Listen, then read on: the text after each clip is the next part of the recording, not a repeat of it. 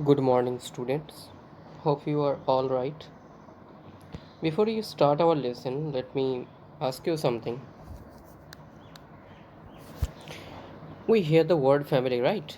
We usually think of our parents, brothers, sisters, and of course, relatives. But have you ever wondered whether our family can be larger than that? Can nature have any connection with us? In today's poem, we are going to explore this interesting idea. So, without any delay, let us begin our topic today. Please open your textbook, please, page number 31. The poem today we are going to read is titled My Own True Family by Ted Hughes. But before we delve directly into the poem, let me tell you something about Ted Hughes. His original name was Edward James Ted Hughes, but he is well known for Ted Hughes. He was born in 1930 and died in 1998. He was a noted English poet and had been the poet laureate for Great Britain from 1984 till his death, which is, of course, 1998, right? His famous works include Birthday Letters, The Hawk in the Rain, and Tales from Ovid. Now, without any further delay, let us enter into our poem. So, I'm reading the very first stanza of the poem. Please follow your textbook and go through silently after me. So once I kept in an oak wood. I was looking for a stag. I meet an old woman there, all nobly stick and rag. So the very first line begins as once I crept in an oak wood. We find two new words. One is crept and another is oak wood. Now let us find the meanings of the new words. So crept means move slow and careful way. And another new word is oakwood, which means a forest of oak trees. So what does the first line means? It means once I crept in an oak wood. The poet enters an oak wood, right, in a slow and careful way. And the second line goes like I was looking for a stag. So we find another new word which is stag, and it means a male deer. So what does the two lines means? The two lines meant the poet enters an oak wood and he was searching for a stag, a male deer. The next line, I met an old woman there, all nobly stick and rag. So we find another two new words on the fourth line. But before we explain the two new words, let us explain the third line. I met an old woman there.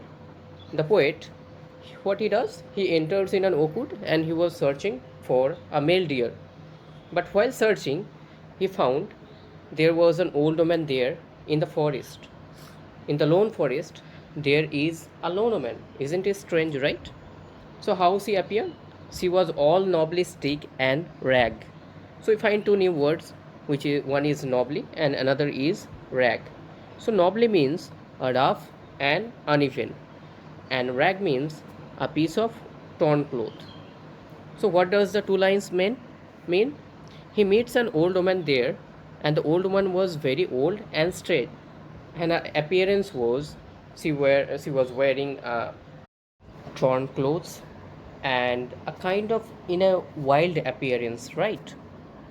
So what does the four lines mean? So the poet enters an oak wood. He's he was searching for a stag, a male deer. There, while searching, he met an old woman there who was very old and in a very strange and wild appearance, right? Now, let us find some antonyms or opposite words of the words we find in the poem. So, the very first word we find, the new word, was crept, right? And which mean move slow in a very careful way.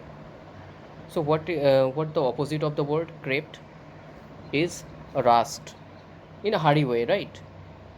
The second new word we find in the poem was stag, which means a male deer, right? So what is the opposite of stag? Of course, it is doe. Doe means a female deer. The next word is old, and its opposite is, of course, we know young, right? Next is nobly. What I said, nobly means rough and uneven, and its opposite is, of course, smoothly, right? So nobly's opposite or antonym is smoothly. So we find four new words and their antonyms, right? Crept, and its antonym is rust. Stag, its antonym is doe. Old, its opposite is young. And finally nobly, whose antonym is smoothly, right? Now let us find out how we can use the new words. We can use them in our daily use, or we can use them in paragraph writing or to construct new sentences. I have constructed some new sentences here. You can see, and I will tell you to write it down on your notebooks, and if you can, try and make some new sentences. Okay. So the very first new sentence we find earlier is awkward, and the sentence I have made is we walk through the awkward, or we can say that there is a huge awkward in the tropical region, right? The next word is stag. So the new sentence is the stag ran across the forest, or like we can say that the stag is drinking water from the running stream. Next word is nobly. The tree had a nobly trunk, and we can also say that the road is all nobly. Next is rag. The child cleaned the table with a rag, and we can also say that my grandmother has a very old rag, right? So I have prepared some new sentences. Please try it on your own and try to make new sentences. Okay. So what we have learned in our today's class, we read the first stanza, and the fourth line shows that the poet enters an orchard in search of a stag. There he meets an old woman in the lone forest. The woman appears very strange and mysterious. Then we have learned about the meanings of the new words awkward, stag, nobly, and rag. Then we have learned about their antonyms and how to construct sentences with them. So, thank you. That is it for today's class. We will meet in the very next class and we'll read the second stanza of the poem. Till then, goodbye and take care.